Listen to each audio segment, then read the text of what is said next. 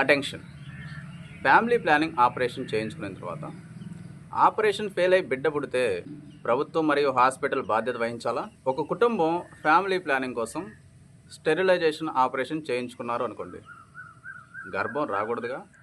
ఒకవేళ doctor negligence వల్ల operation fail అయి బిడ్డ పుడితే చట్టం ఏమంటుందంటే, supreme court state of Haryana versus Santra కేసులో ఏం చెప్పిందంటే, డాక్టర్ నిర్లక్ష్యం వల్ల స్టెరిలైజేషన్ ఆపరేషన్ ఫెయిల్ అయితే గవర్నమెంట్ మరియు హాస్పిటల్ బాధ్యత వహించి కాంపన్సేషన్ ఇవ్వాల్సి ఉంటుంది అని చెప్పింది. ఎందుకంటే గవర్నమెంట్ హాస్పిటల్లో పనిచేసే డాక్టర్ యొక్క నిర్లక్ష్యానికి గవర్నమెంట్ మరియు హాస్పిటల్ బాధ్యత వహించాల్సి ఉంటుంది, తప్పించుకోలేరు. ఒక డాక్టర్ మీద నమ్మకం ఉంచి ఆపరేషన్ చేయించుకుంటున్నప్పుడు డాక్టర్ బాధ్యతగా అతని నైపుణ్యం అంతా ఉపయోగించి చేయాలి. అలా కాకుండా నిర్లక్ష్యంగా చేయడం వలన ఆపరేషన్ ఫెయిల్ అయితే బాధితులు ప్రభుత్వం నుంచి నష్టపరిహారం కోరచ్చు. ఎలా కోరచ్చు? ఇది article 21 fundamental rights violation. So డైరెక్ట్గా హైకోర్టులో రిట్ పిటిషన్ ఫైల్ చేసుకోవచ్చు. ఈ రోజు నుంచి ఫండమెంటల్ రైట్స్ సిరీస్ స్టార్ట్ చేస్తున్నాం.